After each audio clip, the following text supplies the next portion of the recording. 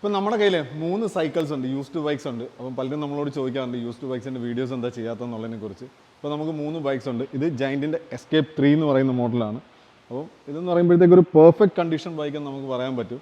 ഇതിൻ്റെ ടയേഴ്സ് ആണെന്നുണ്ടെങ്കിലും അതുപോലെ brake pads, chain, free wheel, crank, ഇതെല്ലാം പെർഫെക്റ്റ് ആയിട്ടിരിക്കുന്ന ഒരു ബൈക്കാണ്. ഇത് മീഡിയം ഫ്രെയിം സൈസാണ് വരുന്നത്. നോർമലി ഇതിൻ്റെ അകത്ത് വി ബ്രേക്ക് വരുന്നു. ഇതിൻ്റെ അകത്ത് ജയൻറ്റിൻ്റെ തന്നെ ടയേഴ്സാണ് വരുന്നത്, പഞ്ചർ പ്രൊട്ടക്ഷനുള്ള ടയേഴ്സാണ് വരുന്നത്. 3x7 എന്നുള്ള കോമ്പിനേഷനാണ് നമുക്ക് ഈ ഒരു ബൈക്കിൻ്റെ അത് കാണാൻ കഴിയുന്നത്. റിയറിൽ ഫ്രീ വീലാണ് വരുന്നത്. ഞാനിപ്പോൾ ഈ ടയറിൻ്റെ കണ്ടീഷൻ കാണിച്ചു തരാം. ഇനി വന്നോളൂ. ഇതുണ്ടല്ലേ, നല്ല പെർഫെക്റ്റ് ആയിട്ടുള്ള ടയേഴ്സാണുള്ളത്. ഇതിനേക്കാൾ അടിപൊളിയാണ് റിയറിലെ ടയർ വരുമ്പോൾ അതിൻ്റെ ത്രെഡും കാര്യങ്ങളൊക്കെ ഉള്ളത് കണ്ടോ. അതുപോലെ തന്നെ ഡിറൈലേഴ്സിലേക്ക് നോക്കി, നമ്മളിത് ഫുൾ സർവീസൊന്നും ചെയ്തിട്ടില്ല എങ്കിലും ഇത് പെർഫെക്റ്റ് കണ്ടീഷനിലാണ് ഡിറൈലേഴ്സ് ഉള്ളത്. റിയർ ഡിറൈലർ ആണെങ്കിലും നല്ല ക്ലീൻ ആൻഡ് ഹൈജീനിക് ആയിട്ട് നിൽക്കുകയാണ്. ഓക്കെ, അപ്പോൾ ഈ ഒരു ബൈസൈക്കിൾ ശരിക്കും പറഞ്ഞു കഴിഞ്ഞാൽ നമ്മുടെ കസ്റ്റമർ അപ്ഗ്രേഡ് ചെയ്യാൻ വേണ്ടി വന്നതാണ്.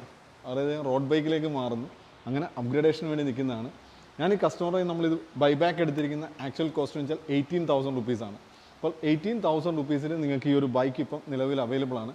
അതിൻ്റെ അകത്ത് വേറെ ബാർഗനിങ്ങോ കാര്യങ്ങളോ ഒന്നുമില്ല. മീഡിയം ഫ്രെയിം സൈസ് നിങ്ങൾക്ക് വേണമെന്നുണ്ടെങ്കിൽ കേരളത്തിൽ എവിടെ വേണമെങ്കിലും നമ്മൾ പുതിയ ബൈക്ക് പാക്ക് ചെയ്യുന്ന പോലെ തന്നെ പാക്ക് ചെയ്ത് ഷിപ്പ് ചെയ്യാൻ പറ്റുന്നതാണ്.